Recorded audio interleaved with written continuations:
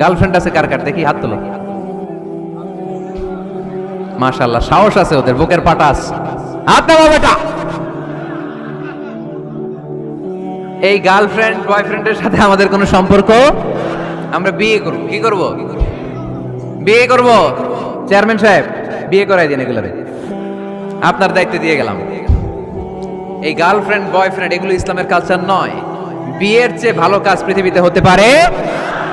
বিয়ে করতে গেলে বাপে বলে আগে নিজের পায়ে দাঁড়া। তো এতদিন ও কার পায়ে দাঁড়াইছে?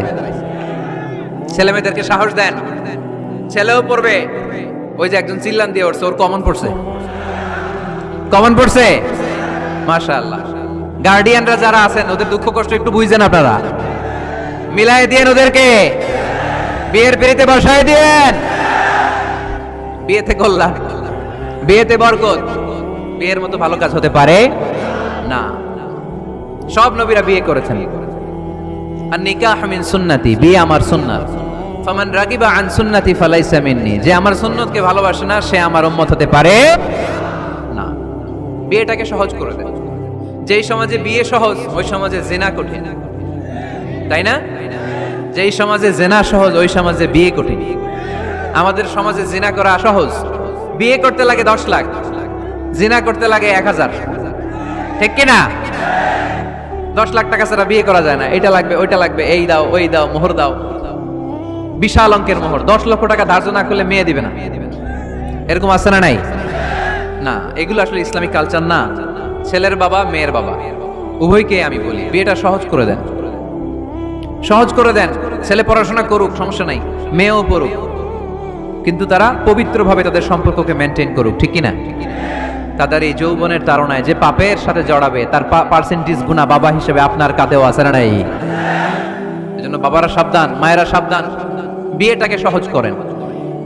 এই এলাকার যুব সংঘ যারা আছো, তোমরা একটা ক্যাম্পেইন করবা এই মাহফিলের পরে, টাইমলি ম্যারেজ ক্যাম্পেইন।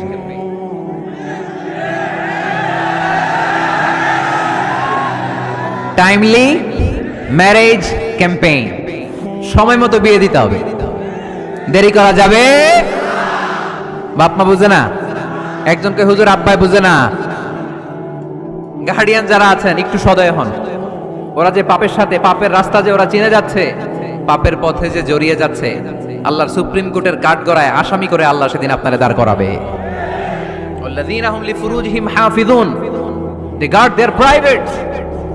মুকদ্দামাতুল হারামে হারাম এট এ গ্ল্যান্স। একটা নারীর দিকে চোখ পড়ে যাওয়া এটা হারাম না, কিন্তু এই চোখ পড়ার কারণে এটা জেনার দিকে নিয়ে যাবে, এজন্য এটাকেও হারাম করেছে কে? মুকদ্দামাতুল হারামে হারাম। এই নজরটা বড় খারাপ। আন-নাযার সাহামুন মাসমুমুন মিন সিহামি ইবলিস। এই নজর হচ্ছে শয়তানের বিষ মাখানো তীরের মধ্যে থেকে একটা ভয়ঙ্কর তীর। এই তীর দিয়ে শয়তান যুবক আর যুবতীদেরকে কাবু করে ফেলে।